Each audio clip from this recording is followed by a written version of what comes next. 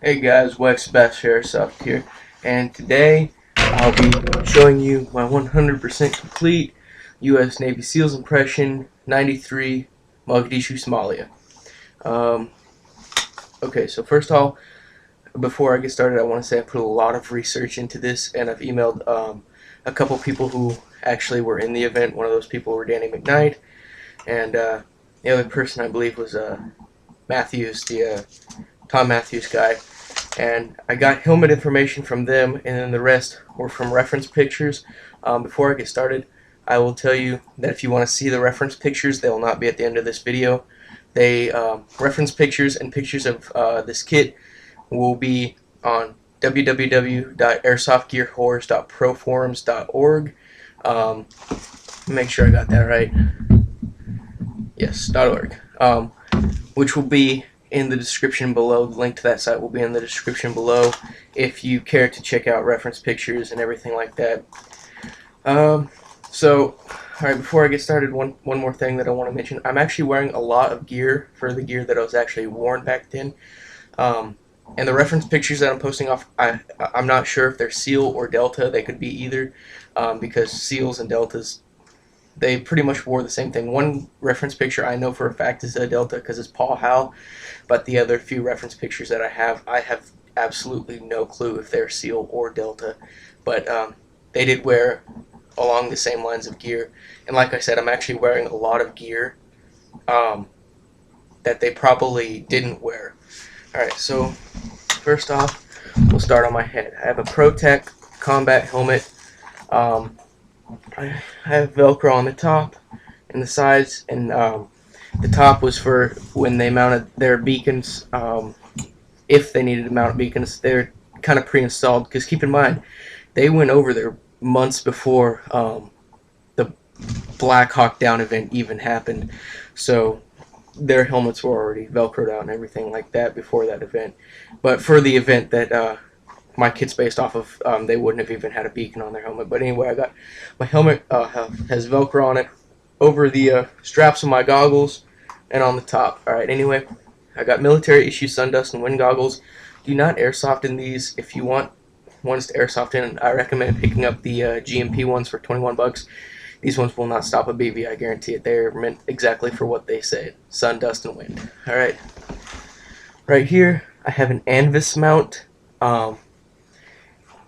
In the movie, that was one of the inaccuracies in the movie Black Hawk Down, is they portrayed the soldiers as not having any MVG mounts on their helmet, and they portrayed them as wearing this weird headset thing in the end that went under their helmet, which is not fact. You'll see in the reference pictures that they're wearing Anvis mounts on their helmet. Alright, right here I have an Auto V4 radio headset, which is it's what they wore. It was in a bunch of kit lists that I've looked up of the same type of loadout / impression. So I decided to pick me up one. This is a really expensive piece of gear. It's like $79 for this headset. I don't have it running into any radio or anything like that, because they use just the small handheld radios, which would be located in my musket bag if I had it in there, which I don't. It's actually up on my CRS right now, but it would be located in my musket bag that I have on. Alright, anyway, moving on. We have SEAL PT body armor with the enlarged flag. On the last Black Hawk Down loadout that I did a while back, I got a lot of crap for having this huge flag on there. Well, they did have bigger flags, probably not this big. I admit this one is outrageously huge, but in the reference pics you'll see that the flags were rather large. They're 10 times more large than this. Alright, so SEAL PT body armor, which is what they wore. It's just a replica that I have. I got a push-to-talk from my comms. Standing up, we got a Black Hawk Industries .223 chest rig. You'll see in the reference pictures, I hope anyway, because it's kind of hard to see because they are older photographs. We have black Y straps or Y suspenders for the pistol belt.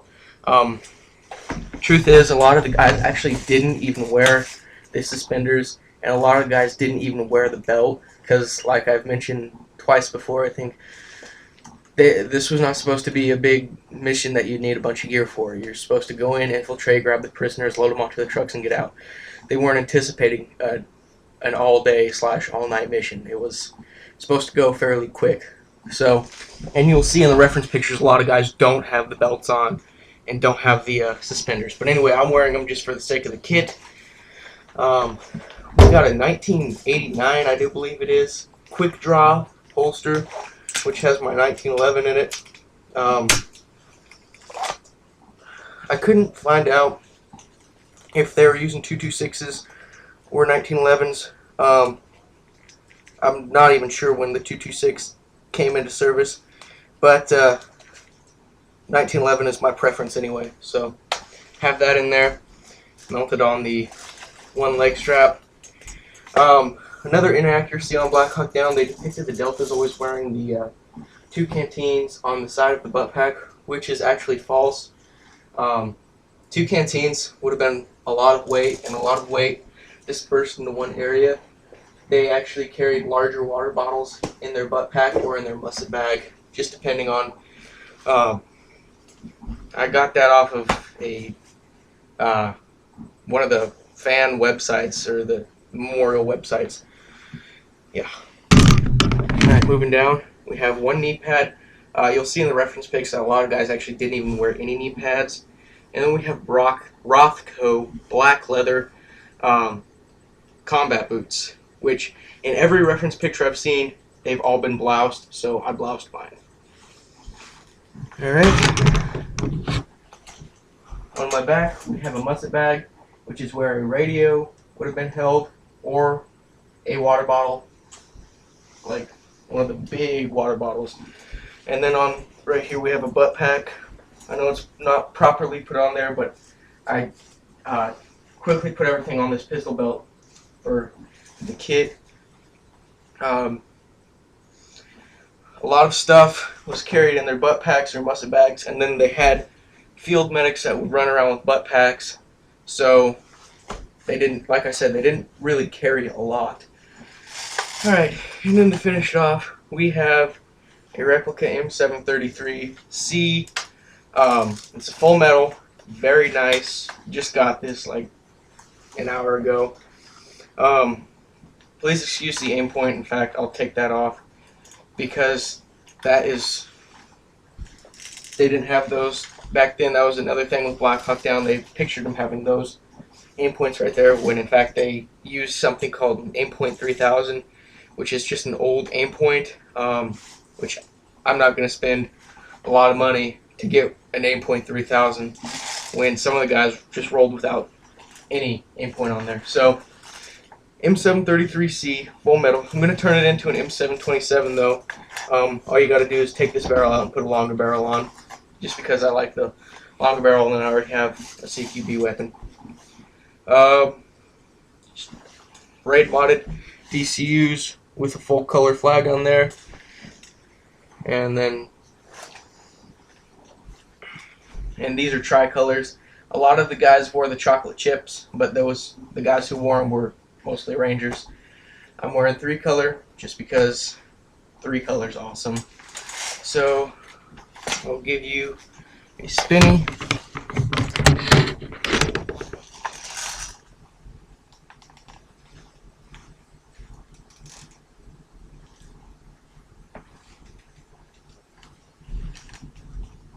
And like I said, you can find reference pics for this kit on www.airsoftgearhorrors.proforums.org, and that will be in the description below. This kit's 100% legit, 100% complete. See you guys later.